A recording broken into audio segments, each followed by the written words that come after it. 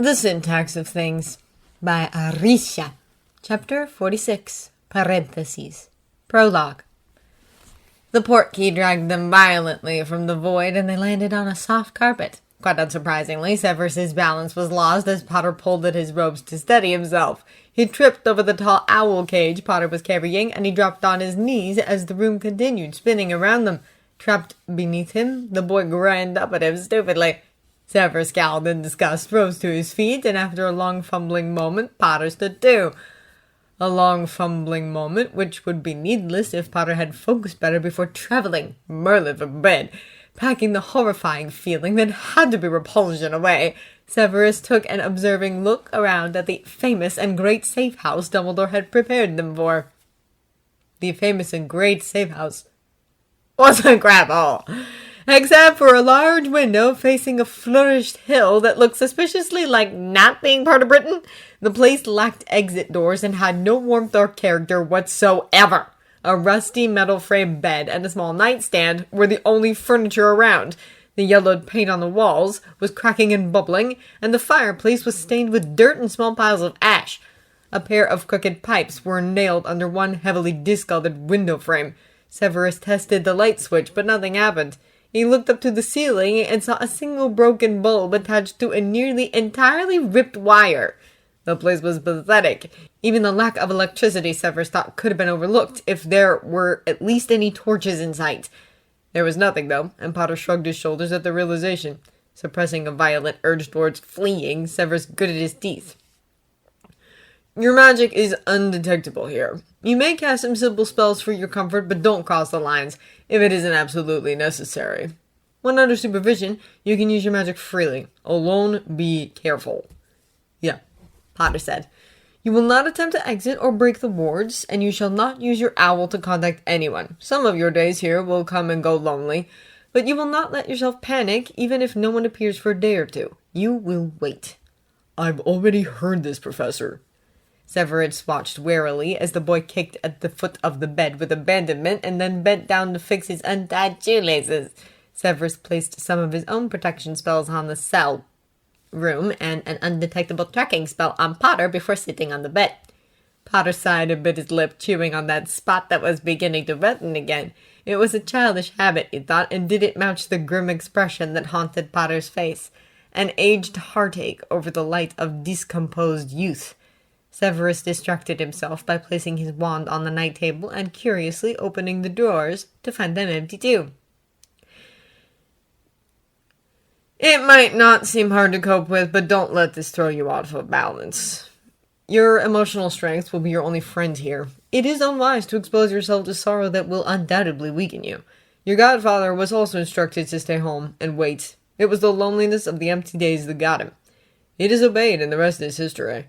When the war begins, nothing is going to be easy, Potter, he said at last. But Severus took a calming breath to dismiss his own worries. You must manage. Older men declared war, but it was the youth that should fight and die. Potter gave a weak chuckle. Nice speech, thanks, but this is hell. Severus snorted too, rubbing his eyes. It is certainly part of it. I've been in hell before, though. I think I'll survive. Severus grunted in agreement. How long are you going to stay for? Potter asked, running his fingers along the window frame curiously. After a moment of inspection, he attempted to push the window open, but to no avail. He tugged and pushed repeatedly at the pane, feeling around for a latch or a handle. Severus noticed that it was nailed shut, but decided against speaking. How does that thing open? The boy grunted as he pushed upwards again and again with all his might and huffed in frustration when the window remained unmoving. He struggled for some more, and Severus smiled to himself as Potter bent down to attempt lifting the window frame upwards. Hedwig up needs to fly. Damn it! Raising his hand, Severus cast a wand, the spell that forced the nails to pop out. Potter stared dumbly as the window swiftly reeled aside on its own. He turned to Severus and then scratched his head awkwardly, a crooked smile on his face. Oh, thanks, I guess. He only then seemed to notice the bed Severus was sitting on. Wow, queen size. I'll be sleeping on a queen-size bed? Small pleasures after a life spent in a cupboard, Severus thought sourly. Aware of the embarrassment that particular remark would have caused, he wondered why he hadn't said it out loud. Mentally cursing himself for his newly developing feebleness, he faintly recalled the time when insulting the boy would have been enjoyable. "Unless you prefer the floor," he said dryly. The heat that rose up on his face was not an expected reaction. Severus had to mentally repeat to himself how much of a kind, decent, and thoughtful man he was, and how regrettable it would be to ruin it all on the spur of the moment by slapping the boy and making a dramatic exit from the wizarding world once and for all. His sudden urge to violence was replaced by a less sudden insistence on patience. "I'll stay until you're settled," Severus informed him, redirecting the subject. "The headmaster wishes me to ensure that you have adapted successfully. I believe it will check on you soon, too." The next hour passed with an exhausting course through the most complicated curses Severus knew, which he cast at the wards to test their efficacy and to increase the strength of autonomous magic resistance of the walls. With a single Alohomora, he unlocked the 2 wooden doors that stood across each other in the small room. The first one, as Severus soon discovered, led to a small bathroom with a fractured mirror and a dripping showerhead that was screwed on a wall covered by slimy orange tiles. The second door led to a compacted kitchenette that smelled of rotten fruits and piss. They should have locked the boy in Azkaban, come to think of it. Better security and almost certainly better accommodation, too. Potter opened his trunk and delved into it, looking for something frantically, but he changed his mind a second after, and he quickly glanced at Severus before closing the trunk and blushing. Merlin knew what kind of nasty mischief the boy was trying to cover up this time, and Severus sighed in relief at his successfully not giving a damn about it. Slumping down onto the bed, Potter absently passed a hand over his face and rubbed the scar on his forehead. "Does it hurt?" Severus asked. "Nope, it's more of a habit to touch it these days, you know. Just to check." A breathy snort escaped him. "I was just wondering how long I'll have to be dumped in here for before I completely use it. It can't take too long, I suppose. I had imaginary friends when I was little." The faint smile that momentarily appeared on his lips did not make his words any lighter. "I will visit. The headmaster will try to as well." "And what if I want to contact you? What if something happens?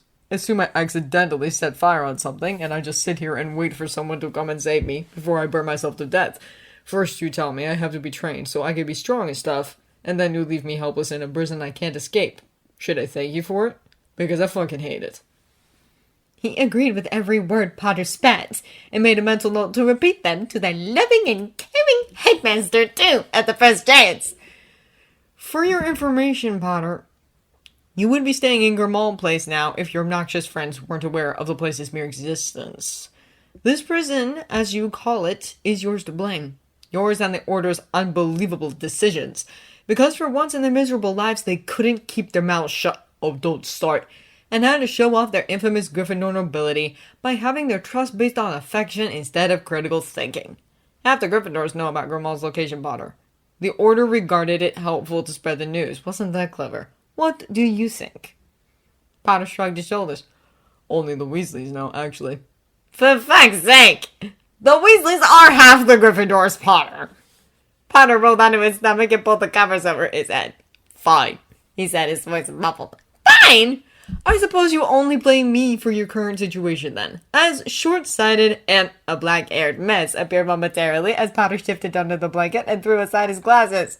"I'm not going to fight with you now. Shut up." And after a moment, "Sorry." It was a curious wonder that Severus was stung with. Unexplained and yet clearly indecent, somehow surreal and touchable before his eyes. He was unsure. Unsure of whether it was possible for Potter to offer an honest apology for not fighting, for not pushing back at Severus when he was expected to, for taking the abuse obediently and sullenly. An apology for dropping character. And as insane as it was, Severus chose to accept it silently, wholly aware of the hole in the boy's heart, and the larger hole that was forming yet again between them.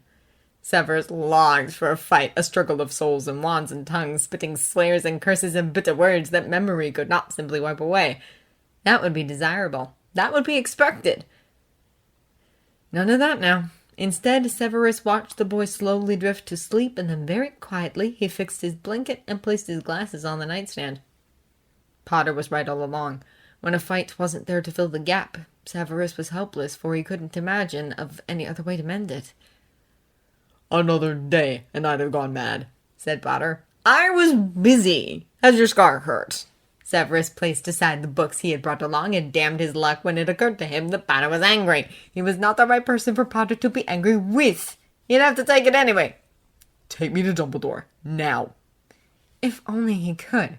"Potter, now! I've been locked in here for days alone, with no one to talk to, with nothing to do. Don't you see that this is just fucking cruel? I can't do this. I'm going crazy. I'm just losing it. I can't do this." He knew, but there was nothing he could do about it. Almost nothing. "I am willing to teach you." "Teach me what?" "Everything." That look of awe towards him. Of trust. How ridiculous it was, honestly. "You mean dark magic?" Potter said incredulously. How green. "Stop. Dark magic, white magic, mind control, even how to vocalize a spell and cast another within it. I can teach you spells no living person knows. I can open a door for you that hasn't been opened to anyone your age. Ever." Potter swallowed, sitting down in disbelief. I don't really want to learn dark magic. Can we avoid it for now?" He wasn't planning on teaching him any of it anyway. All he needed to do was make Potter believe that he was, for a change, entrusted with something essential. Then he'd teach him some seventh-year spells and tricks, hoping it'd be enough. All Potter needed was a distraction. "Of course. Are you leaving?" Outside, it had gone dark. The hill was bathed in deep blackness, pale and gold and silvery from the strands of the struggling moonlight. All the firs and the pine trees and the forest's twisty paths could be seen quite clearly still under the glimmering sky, just like in the daytime it was, but with the colors missing, like a lousy sketch that had been left unfinished in a pocket notebook that no one ever opened anymore. Or like a delusion charm that wrapped itself around a dungeon in an attempt to make living in it a little bit more bearable. "Yes, we are done for now. Read the books I brought you. You might find them quite useful when combined with the basic spell theory. If you run into anything you don't understand, make a note and we'll look at it together." "Don't write directly on the books." "Got it." Then, "You congratulated me twice today, and I did well in everything you taught me," said Potter with narrowed eyes. It wasn't a simple matter of fact statements, Severus knew, and he refused to acknowledge any hint of where Potter's words were heading until spoken out loud. He took out the portkey to activate it, still not entirely trusting the flume of this place. As he pointed his wand at it and gave Potter a last look of curiosity, he realized that he was being watched closely by the boy. Then, as the conclusion had been made, Potter laughed. "It wasn't advanced magic, was it? You didn't teach me anything." Potter slumped back to his bed and looked at the ceiling. "Dumbledore didn't tell me the truth. Neither did you. Again, it's all lies. Liars." Fair point, but this was out of his reach to discuss. Potter, of course, didn't care. It was in that brief moment, as Severus watched the boy rub his face in disappointment for all his trusted role models, that he believed that Potter should have never been born at all. None of this was worth it, and nothing would improve for Potter during or even after the war. Best case scenario, Potter would choose against sacrificing himself, and he'd kill the Dark Lord first. Peace would prevail, for a little bit, and then Potter would realize that he'd avoided death only to be watched meticulously for the rest of his life, treated as a threat, a living and breathing ticking time bomb that could at any moment trigger the Dark Lord's revival. A human Horcrux. What chance did Potter have in life with such a tenacious parasite nesting inside him? The boy would be treated with suspicion, fear, and hostility, becoming an easy target for lunatics of all kinds. Sooner than he'd think, he'd find the ministry's doors shut, and there goes the dream of becoming an Auror too. Law enforcement would keep a close eye on his actions indefinitely. Anywhere he'd go, he'd be accused of war crimes and atrocities committed by someone else. And deep inside him, that small surviving part of Voldemort's soul would feel it all and rejoice. "You're not going to tell me what he's hiding from me, are you?" "He hides nothing as far as I'm aware." Potter chuckled. "You're a spy, Snape. You're supposed to be a better liar than that." Severus glared at the portkey on the nightstand as though trying to blame it for all that was happening. An object would be a better target than the boy at the moment. Cold fingers curled around his own, and Severus found himself too panicked to step back, too startled, too slow. Potter's eyes gazed right through him, piercing something inside him that had been absurdly numb for the best part of his life, and had no good reason to be resurrected now. We lie down for a moment? Nothing inappropriate, I promise.